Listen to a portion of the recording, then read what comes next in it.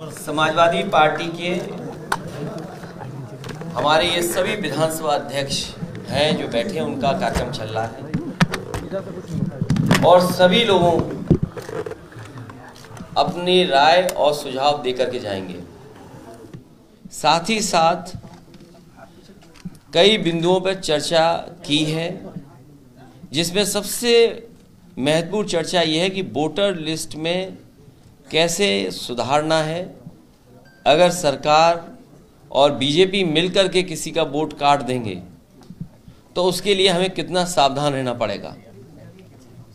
पिछली बार भी समाजवादी पार्टी ने जब ये आरोप लगाया था कि जानबूझ करके समाजवादी पार्टी के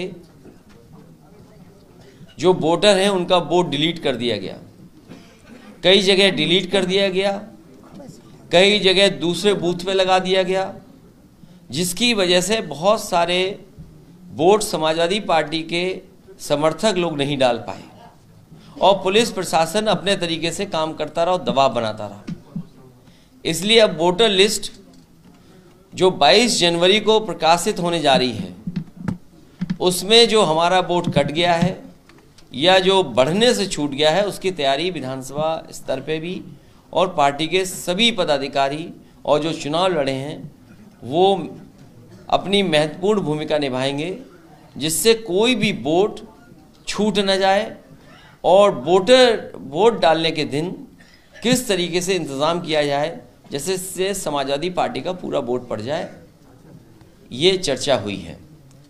साथ ही में किसान की आय दोगुनी कब होगी, बीजेपी ने पूरे देश के किसानों को सपना दिखाया, किसानों की आय दोगुनी हो जाएगी, लेकिन किसान की आय दोगुनी नहीं हुई है।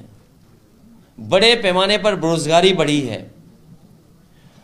जो लोग कहते थे कि घर घर में बैठे लोग उन्हीं का नारा लगा रहे हैं, आज इनकी गलत नीतियों के कारण हर घर में बेरोजगार नौजवान बैठा है। महंगाई चरम सीमा पर है और याद रखिए, महंगाई मुनाफे के लिए अगर है तो इससे बड़ा भ्रष्टाचार कुछ नहीं हो सकता है।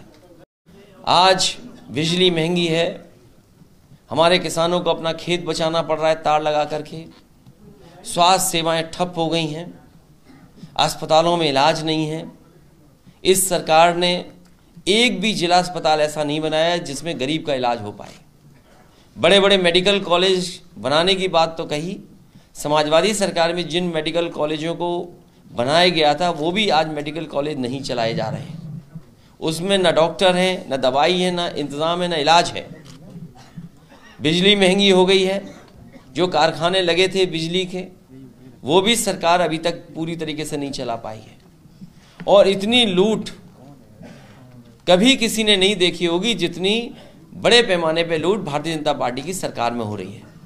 कोई जिला नहीं बचा जहां पर भारतीय जनता पार्टी के नेता जमीन न कब्जा कर रहे हों या भूमाफिया की तरह काम न कर रहे हों। अधिकारी और भारतीय जनता पार्टी के नेता कार्यकर्ता मिलकर के बहुत बड़े पैमाने पर ज़मीनों को हड़पने का काम कर रहे हैं, लोगों पर दबाव बना रहे हैं, लोगों पर तरह तरह के धमका करके उनसे ज़मीनें छीनने का काम कर रहे हैं। जो आंकड़े बताते हैं एनसीआरबी के, जब से बीजेपी की सरकार दिल्ली में आई है 1 लाख किसानों ने आत्महत्या की है। महिलाएं सबसे ज़्यादा असुरक्षित हैं, कस्टोडियल डेथ बढ़ी है। उसके बाद ये सरकार जीरो टॉलरेंस बोलती है कानून व्यवस्था को लेकर के। आए दिन घटना हो रही है और अपनी नाकामी छिपाने के लिए इनकाउंटर्स, अपनी नाकामी छिपाने के लिए जो भ्रष्टाचार हो रहा है उसको जीरो टॉलरेंस बोल रहे हैं करप्शन के लिए।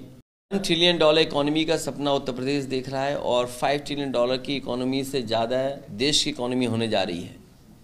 तो जिनको सबसे ज़्यादा ज़रूरत है, हमारे अल्पसंख्यक भाई या पिछड़े या दलित, उनके बजट में किसी तरीके से कटौती नहीं होनी चाहिए।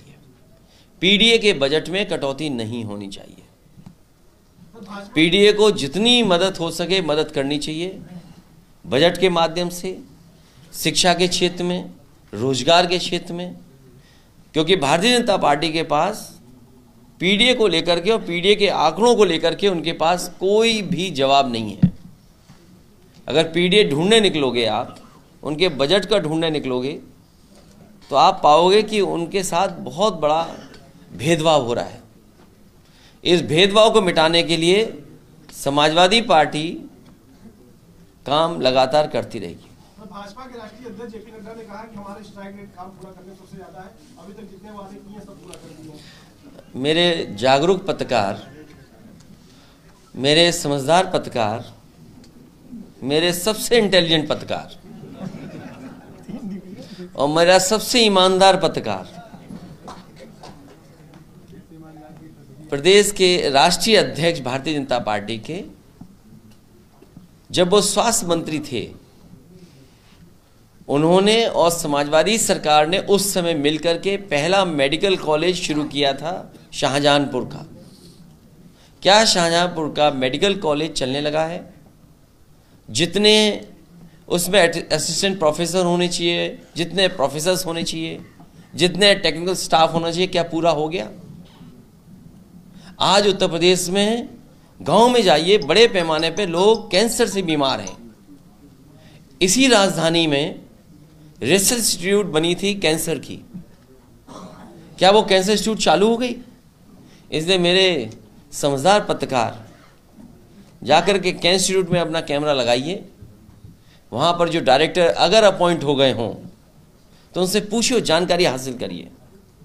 और अगर ऑफिस आपको इजाज़त दे दे तो जो उन्होंने पहला मेडिकल कॉलेज समाजवादी सरकार के सामने शिलान्यास किया था, क्या वो मेडिकल कॉलेज गरीब जनता की मदद कर रहा है कि नहीं कर रहा है?